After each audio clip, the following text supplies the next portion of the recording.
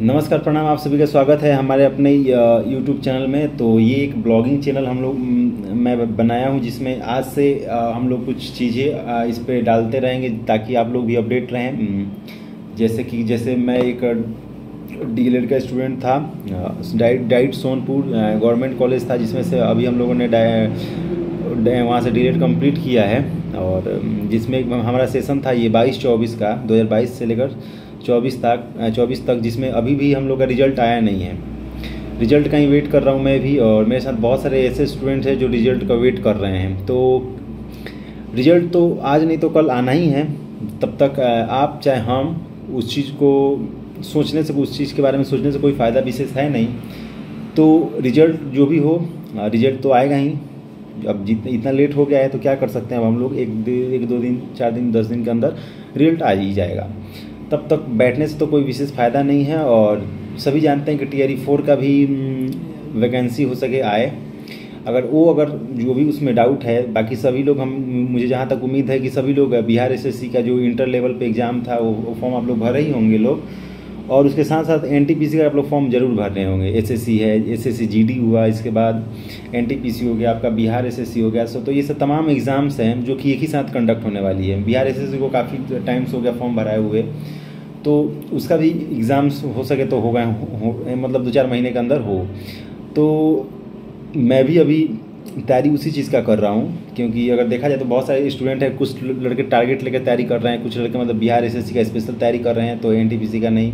बहुत लड़के हैं कि एनटीपीसी का तैयारी कर रहे हैं, बहुत लड़के हैं कि टीआरई 4 का तैयारी कर रहे हैं। तो अगर उस तरीके से देखा जाए तो मैं अभी तीनों का तैयारी कर रहा हूँ। देखा जाए तो बिहार एसएससी का भी तैयारी कर रहा हूँ, एनटीपीसी का भी, और टीआरई 4। क्योंकि देखिए तीनों में सिलेबस देखा जाए तो कुछ सिमिलरिटीज़ है। जैसे किसी में मैथ ज़्यादा पूछा है तो किसी में साइंस है, किसी में जीके जीएस है, मतलब देखा जाए तो बात समझ गए। तो अगर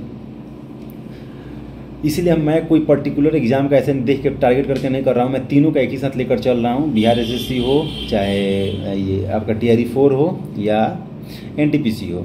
क्योंकि इसके पिछले बार भी मैं एनटीपीसी दिया था, जिसमें मेरा मुंबई से हुआ था लेवल 2 और 3 में, जिसमें से एक नंबर 72 या 3, मतलब एक नंबर के कारण से मेरा रह गया था। समझ गए, फाइनल सब कुछ हुआ था, मेरिट मेरा नहीं बन पाया था। तो इस बार पूरा कोशिश रहेगा कि हम लोग मैं नाम जो भी हो मेरिट में लाया जाए। और क्योंकि इससे पहले मेरा जीडी में भी क्वालिफाई हुआ था, तो उसमें रनिंग में मेरा रह गया था। नहीं तो नंबर काफ़ी अच्छा था। अगर रनिंग हुआ होता तो कंफर्म था कि हो जाता मेरा। बात समझ गए। तो उसके बाद हार पाच के मैंने ये डीएलएड में एडमिशन ले लिया, कि सोचा कि भाई कुछ नहीं होगा तो टीचर तो बनी चला जाएगा। तो उसके बाद से मैं पढ़ाना भी स्टार्ट कर दिया हूँ। ठीक है, अपना कोचिंग भी चलाता हूँ और इस स्कूल में भी पढ़ाता हूँ। तो पढ़ाने से एक तो फ़ायदा ये हुआ है कि जो भी चीज़ मैं, चाहे आप लोग भी हैं अगर, तो जिस चीज़ को हम लोग याद करने का कोशिश करते हैं ना, वो याद नहीं हो पाता। बहुत बार रिवीजन के कारण से भूल जाते हैं, तो बहुत बार किसी कारणवश भूल जाते हैं। तो पढ़ाने से एक फ़ायदा हुआ है कि देखिए क्लास 10 तक मैं भी पढ़ाता हूँ। तो क्लास 10 तक में हर एक सब्जेक्ट, बिहार में तो मैथ सबका लगभग ठीक ही होता है, उसके बावजूद भी मैथ में बहुत सारा ऐसा कुछ टॉपिक्स है जो कि फंस जाता है। बाकी रहा एसएसटी, इंग्लिश, हिंदी।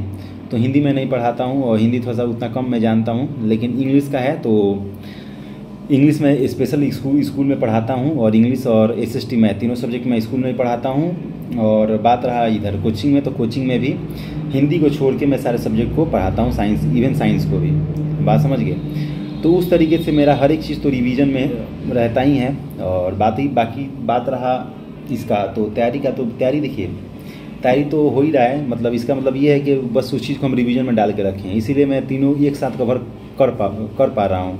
बहुत सारे स्टूडेंट हैं सोच रहे होंगे कि भाई तीनों कैसे एक साथ कवर हो जाएगा। देखिए होने के लिए तो लड़के तो बहुत कुछ कवर कर सकते हैं अगर मन हो तो, और नहीं हो तो फिर तो एक एग्ज़ाम भी कवर नहीं हो पाएगा। बात समझ गए। जैसे बात रहा कि एसएसटी में हम लोग जीके में बहुत डरते हैं लोग कि कहाँ से क्वेश्चन आएगा, कहाँ से नहीं आएगा। तो मैं भी एनसीईआरटी पढ़ाता ही हूँ स्कूल्स में, सीबीएसई स्कूल में जानते ही हैं एनसीईआरटी चलता है। तो एनसीईआरटी लगभग मैं भी जब से डीएलएड में एडमिशन लिया तब से ही पढ़ाना स्टार्ट कर दिया था।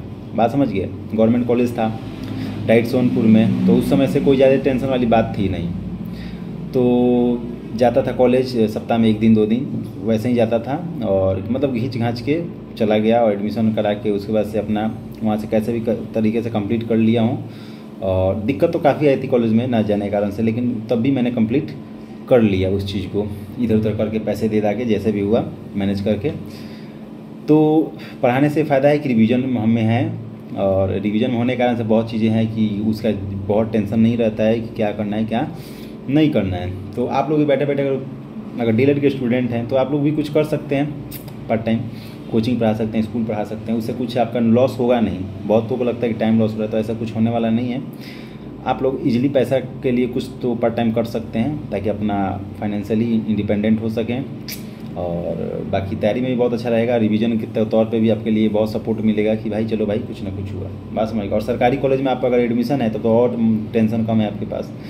पैसे तो एक तो फीस बहुत कम लगेगा, 10-20-22 हज़ार में आपका मुश्किल से सब ले दे के 25 हज़ार तक सब कुछ हो जाएगा फीस, अगर कॉलेज का देखा जाए तो। बाकी इनफ टाइम है आपके पास, कॉलेज आते हैं तो फालतू का कॉलेज में नौटंकी नहीं करना है, समझ गए। कॉलेज जाइए चुपचाप, अपना लेक्चर देखिए लेक्चरर्स का, और बाकी अगर लेक्चरर्स नहीं पढ़ाती हैं तो अपना बुक लेकर जाइए, वहीं पर पढ़िए, मस्त है, बात समझ गए। हम लोग भी ऐसे ही कर रहे थे कॉलेज जाके, लेकिन मैं तो डेली कॉलेज नहीं जाता था, झूठ क्या। मेरा डाइट सोनपुर है कॉलेज, सरकारी कॉलेज ही है। और इसके आगे वाले वीडियो बनाऊंगा जिसमें कॉलेज के बारे में बताऊंगा सब कुछ, कि कॉलेज का प्रोसेस क्या है, कैसे करना है क्या नहीं करना है।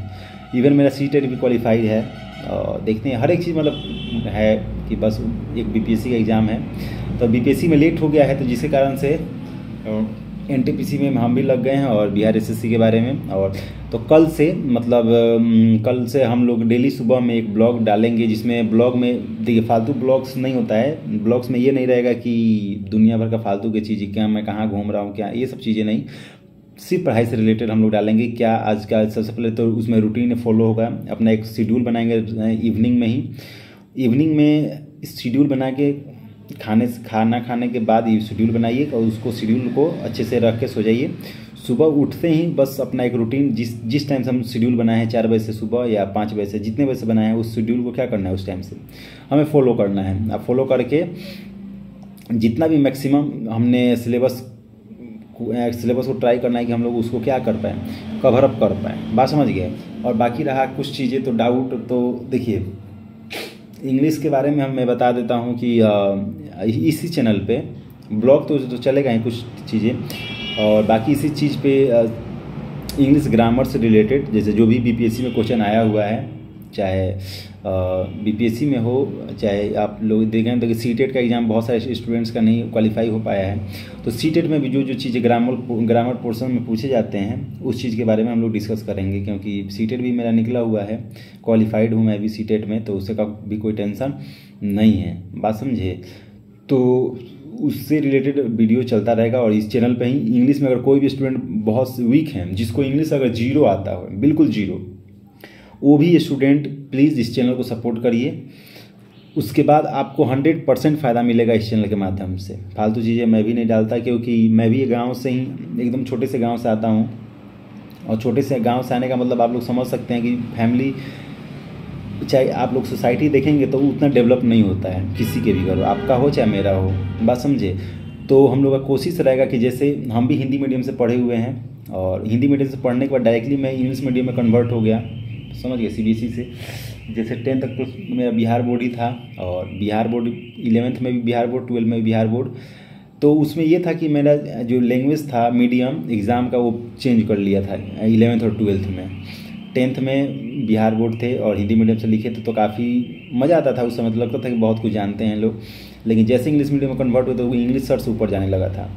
तो उस इंग्लिश को हमने अपने मन से, बिना कहीं कोचिंग के, बिना कहीं ट्यूशन के, बिना किसी के हेल्प के, बिना किसी के असिस्टेंट के, मतलब नहीं होता है कि बिना किसी सहायता के हम लोग इंग्लिश को सीखे हैं। मैं इंग्लिश को सीखा हूँ, तो उसी माध्यम से आपको हम भी सिखाएंगे कि आपको इंग्लिश कैसे सीखना है, पढ़ना हो, बोलना हो, या आपको ग्रामेटिकल पोर्शन हो, बात समझ गए। क्योंकि ग्रामेटिकल ठीक है, आप बोलना नहीं चाहेंगे तो भी आपका काम चल जाएगा, लेकिन ग्रामेटिकल अगर आप नहीं जानते हैं तो नहीं चल पाएगा।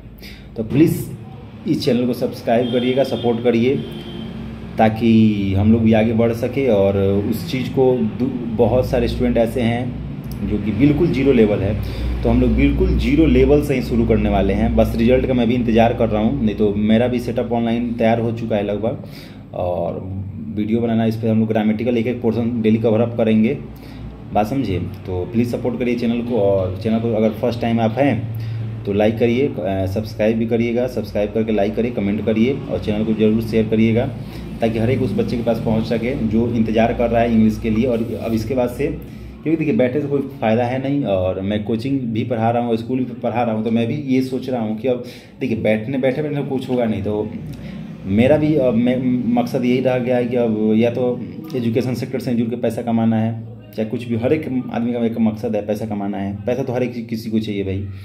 तो वही बात रह गया। तो अब हम लोग भी सोच रहे हैं कि मैं भी यही सोच रहा हूँ कि अब अपना ऑनलाइन पढ़ाया जाए, और पढ़ाने से होगा कि अपना क्या होगा, धीरे धीरे ऑफलाइन तो पढ़ा ही रहा हूँ, ऑनलाइन भी पढ़ाया जाए, देखा जाए बच्चों का रिस्पॉन्स, देखते हैं कि आता है कि नहीं आता। आना ही है, 100% है कि आना ही है, क्योंकि मैं जानता हूँ मैं किस तरीके से पढ़ता हूँ। तो बाकी चैनल को सब्सक्राइब कर लीजिएगा। अगर आप CBSE के भी स्टूडेंट हैं, 10th के, 9th के, 7th 8th कोई भी स्टूडेंट है तो उसको भी सब्सक्राइब कर लीजिएगा, क्योंकि आप लोगों के लिए भी NCERT बेस्ड बुक्स का डिस्क्रिप्शन आते रहेगा। जैसे NCERT 10th का सिलेबस हो, NCERT 9th का सिलेबस हो, NCERT 8 का हो, कोई भी क्लास हो, उसका हम लोग 6 to 10th के बीच में सिलेबस कवर अप करेंगे, बात समझ गए। तो लगभग इस पर हर एक चीज़ का वीडियो आएगा। तो आप लोग प्लीज़ चैनल को सब्सक्राइब करिएगा, लाइक करिए, कमेंट करिए, सब्सक्राइब करिए और सपोर्ट करिए। तब तक के लिए हम लोग नेक्स्ट वीडियो में मिलते हैं। कल से ब्लॉगिंग के लिए ब्लॉग टाइप से पढ़ेंगे, और मेरे साथ आप भी पढ़िएगा तो और अच्छा लगेगा, बात समझ गए। एक शेड्यूल के साथ पढ़ेंगे और उस जल्दी से जल्दी सिलेबस कवर अप करेंगे, और कुछ चीज़ें मैं भी बताऊँगा जो कि एग्ज़ाम में आया हुआ है, और ये भी बताऊँगा किस तरीके से आपको पढ़ना है कि एग्ज़ाम हो अच्छे से निकल सके।